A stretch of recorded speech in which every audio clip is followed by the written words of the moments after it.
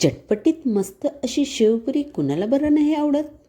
तर आज आपण एकदम सोप्या पद्धतीने घरी शेवपुरी बनवणार आहोत. तर चला मग एकदम यमी यमी हेल्दी आणि पौष्टिक शेवपुरी घरी बनवूया. नमस्कार मंडळी, कविताच किचन मराठीमध्ये आपलं स्वागत आहे. आज आपण होममेड शेवपुरी बनवणार आहोत. पुरी बनवण्यासाठी येथे मी रेडीमेड पुरी घेतलेल्या आहे. तुम्हाला जर रेडीमेड पुरी जर नसेल घ्यायच्या तर तुम्ही रवा किंवा मैद्याच्या पुरी घरीसुद्धा बनवू शकता. पण या पुरी छान रव्याच्या आहे आणि छान क्रंची आणि छान मोठ्या फुलतात. त्यामुळे मी इथे एकदम इझी टू वे रेडीमेड पुरी घेतलेली आहे. रेडीमेड पुरी जर आपण इथे यूज केली तर एकदम कमी वेळामध्ये झटकेपट आपली शेवपुरी तयार होते. त्याकरताच मी इथे रेडीमेड शेवपुरीचा वापर करत आहे. आणि या पुऱ्या छान फुगतात आणि क्रंचीसुद्धा लागतात. तर चला मग सर्वात आधी शेवपुरीचा मसाला बनवून घेऊया. त्याकरता मी इथे एक बटाटा उकळून आणि सोलून घेतलेला आहे. त्यासोबतच येथे मी एक टमाटर, एक कांदा, सोबतच कोथिंबीर छान बारीक बारीक कट करून घेतलेली आहे. शेवपुरी बनवण्याकरता सर्वात महत्त्वाचं साहित्य म्हणजे शेव. तर त्यासाठी आपण इथे एक वाटी छान बारीक शेव घेतलेले आहे. हे शेव होममेड आहे. तुम्ही इथे रेडीमेड शेवसुद्धा यूज करू शकता.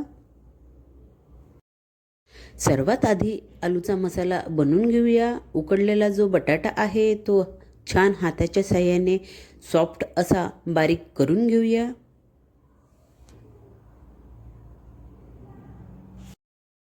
तुम्ही बघू शकता इथे बटाटा मी छान हाताने सॉफ्ट करून घेतलेला आहे. बटाटा छान मॅश झाल्यानंतर यामध्ये थोडं लाल मिर्च पावडर, थोडी हळद आणि सोबतच थोडं जिरं पावडरसुद्धा घालूया. चवीनुसार मीठ घालूया आणि हाताच्या साहाय्याने छान पुन्हा एकदा मिक्स करून घेऊया.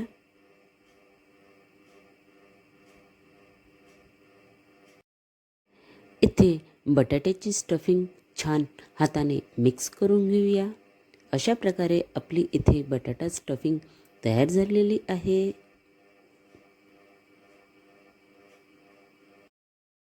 शेवपापडी तळण्याकरता कढईमधील तेलसुद्धा गरम झालेलं आहे.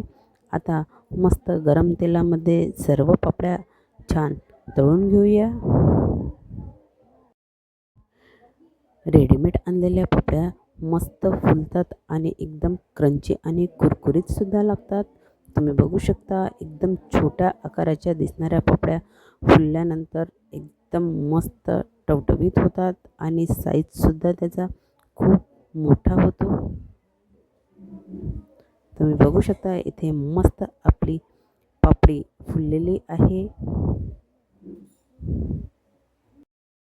अशा प्रकारे सर्व शेवपापड्या मी मस्त तळून घेतलेल्या आहे. तुम्ही बघू शकता किती मस्त फुललेल्या आहे. गोल मटोल आणि आकारसुद्धा खूप मोठा आहे. अशा प्रकारे आपल्या सर्व शेवपुरीच्या पापड्या तळून झालेल्या आहे. तर चला मग आता शेवपुरीची प्लेट तयार करूया. सर्वात आधी शेवपुरीला छोटे छोटे होल तयार करून घेऊया. यामध्ये स्टफिंग भरण्याकरता येथे सर्व पुऱ्यांना मी होल करून घेतलेला आहे. आता यामध्ये बटाट्याची जी स्टफिंग तयार केलेली आहे ती भरून घेऊया. स्टफिंग तुम्ही तुमच्या आवडीनुसार कमी किंवा जास्त भरू शकता. अशा प्रकारे आपण सर्व पापड्यांमध्ये स्टफिंग भरून घेऊया. स्टफिंग भरून झाल्यानंतर यामध्ये छान बारीक कट केलेला कांदा टाकून घेऊया. सर्व पापड्यांमध्ये मस्त कांदा तुम्हाला आवडेल त्यानुसार तुम्ही टाकू शकता.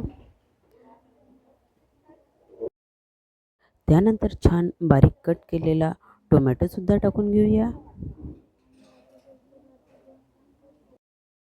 त्यानंतर मस्त कोथिंबीरने गार्निश करूया.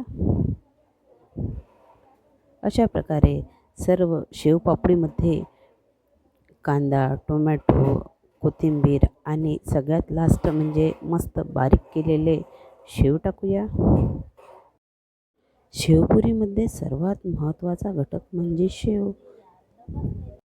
शेवपुरी तयार करत असताना जेवढे जास्त तुम्ही शेव टाकाल तेवढी छान टेस्टी शेवपुरी आपली तयार होते आणि चवीलासुद्धा एकदम भारी लागते.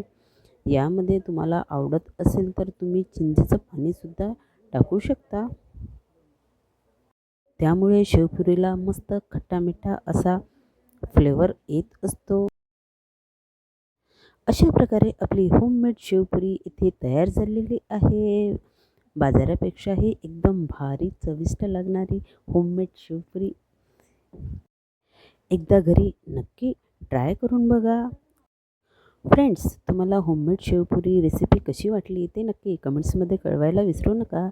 आणि अजून कविताच किचन मराठी या माझ्या यूट्यूब चॅनलला सबस्क्राईब केलं नसेल तर नक्की सबस्क्राईब करा. सोबतच माझ्या फेसबुक पेजलासुद्धा फॉलो करा. व्हिडिओ आवडल्यास लाईक करा, सबस्क्राईब करा, शेअर करा आणि एकदा होममेड शेवपुरी रेसिपी नक्की